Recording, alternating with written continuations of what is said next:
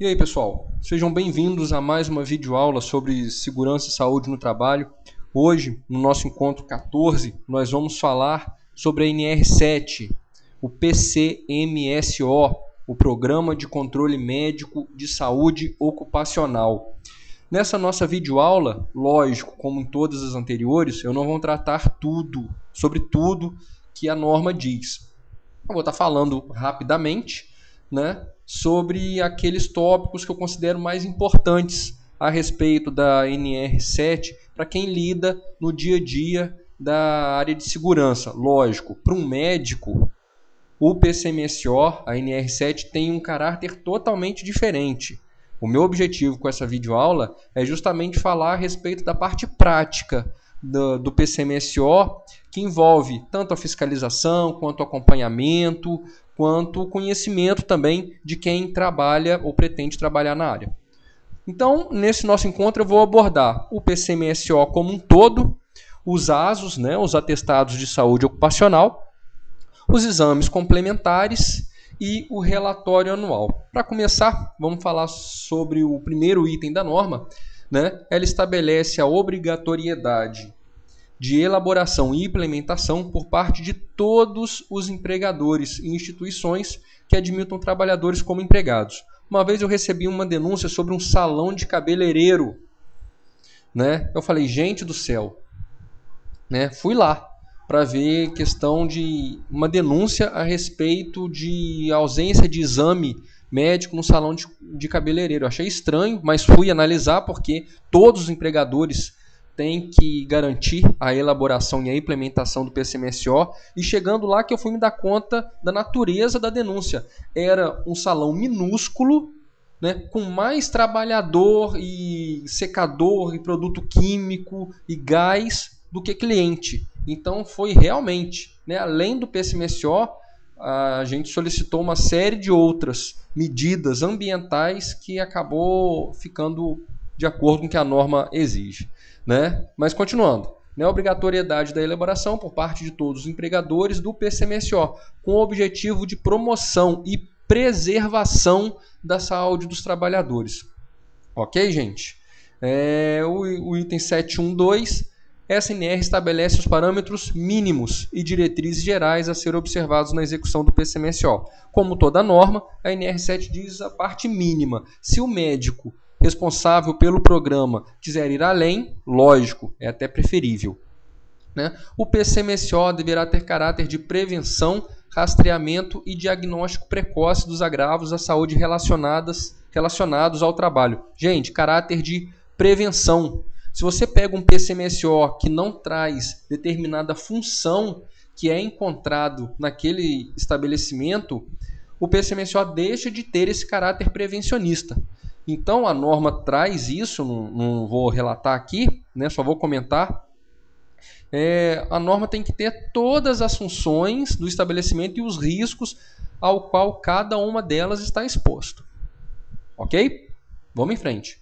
724, o PCMSO deverá ser planejado e implantado com base nos riscos à saúde dos trabalhadores, especialmente os identificados nas avaliações previstas nas demais NRs, principalmente a NR9, tá, gente? O PPRA, a gente ainda vai falar sobre ela, mas o PCMSO e o PPRA andam de mãos dadas, ok?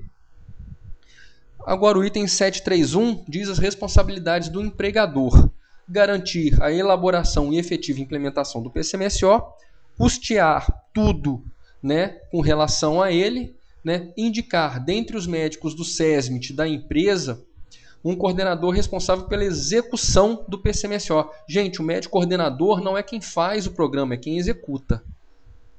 Tá?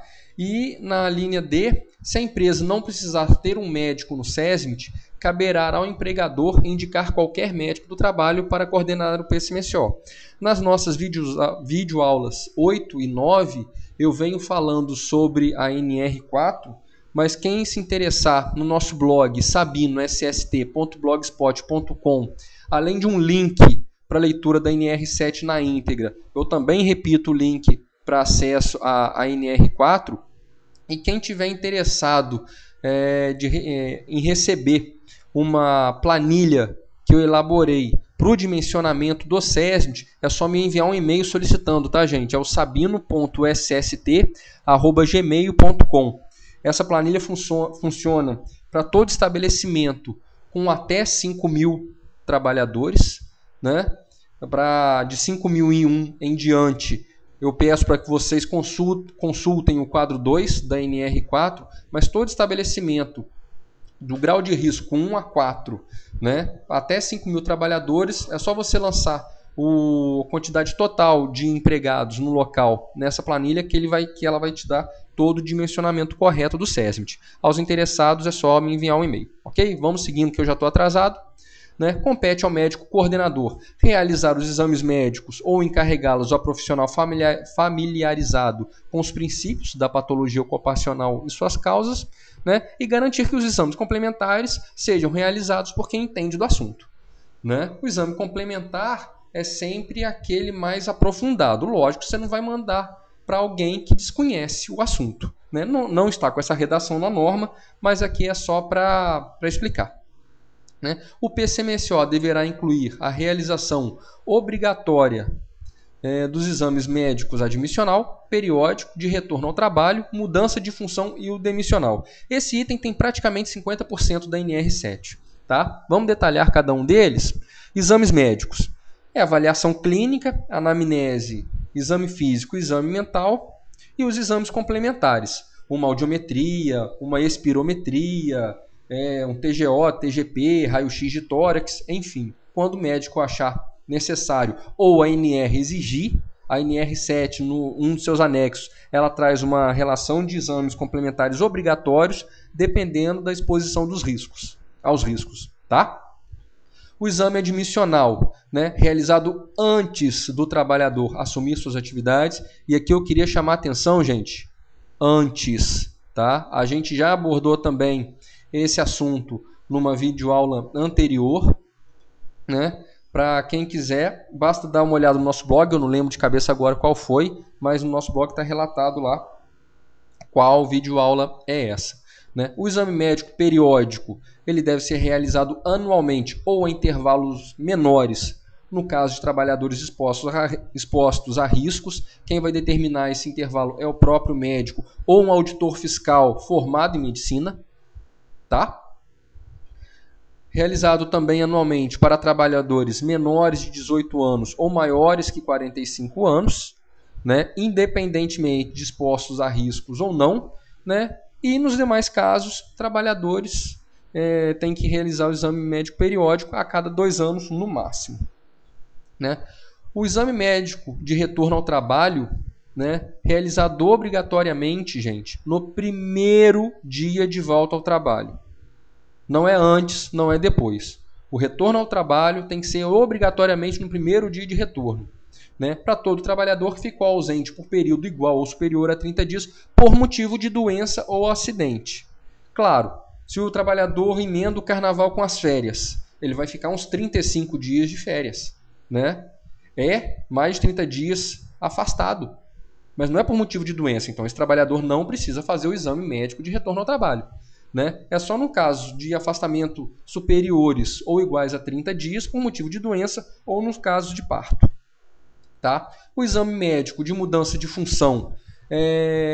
A norma determina que toda e qualquer alteração de atividade, posto de trabalho ou de setor que implique a exposição do trabalhador a risco diferente daquele a que estava exposto antes da mudança. Por exemplo, você é auxiliar administrativo e vira gerente administrativo. Você está mudando de função, mas os riscos são os mesmos. Então você, nesse caso, não precisa fazer o exame médico de mudança de função. É só quando a exposição aos riscos se modifica. Ficou claro, gente? O exame médico demissional, ele tem que ser realizado até a data da homologação da demissão, mas você não precisa fazer o exame médico demissional naquele trabalhador se o último exame periódico dele foi realizado há 135 dias ou menos para empresas de grau de risco 1 e 2, ou a 90 dias ou menos em empresas de grau de risco 3 ou 4. Nesses casos, o demissional é dispensado. Ok? Para cada exame realizado, o médico emitirá um ASO em duas vias. A primeira via fica no local de trabalho à disposição da fiscalização, seja esse local qual for, tá, gente? Frente de serviço, estabelecimento, qualquer local de trabalho, o ASO do trabalhador tem que estar lá à disposição da fiscalização.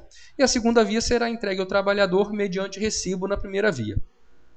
O PCMSO deverá obedecer a um planejamento em que estejam previstas as ações de saúde a serem executadas durante o ano, devendo estas ser objeto do relatório anual. Gente, isso traz muita dúvida, então eu vou abordar o relatório anual aqui com mais atenção. Primeiro item, o relatório é anual. Não é o PCMSO, gente, que é anual. É o relatório. Tá? Algumas características dele. Deverá discriminar por setores da empresa a quantidade e a natureza dos exames médicos realizados, incluindo as estatísticas dos resultados considerados anormais e um planejamento de ações para o ano seguinte. Num dos anexos da NR7, tem uma sugestão lá de modelo de relatório anual. Você dando uma olhada não vai ter maiores dificuldades não. Tá? Deverá ser apresentado e discutido na CIPA. Uma cópia do relatório anual deverá ser anexado na ata da reunião. Eu nunca vi isso. Eu nunca vi nenhum relatório anual anexado em ata da CIPA. E se você perguntar, pelo menos isso sempre acontece comigo, sempre que eu pergunto se o pessoal já discutiu o relatório anual, ninguém sabe do que se trata. Né? E o relatório anual deverá ser mantido de modo a proporcionar imediato acesso à fiscalização. Né? É um documento que tem que estar disponível também em qualquer estabelecimento. Né? O item 748, sendo constatada a ocorrência ou agravamento de doenças profissionais ou sendo verificadas alterações que revelem qualquer tipo de disfunção de órgão ou sistema biológico, caberá ao médico coordenador solicitar à empresa a emissão da CAT.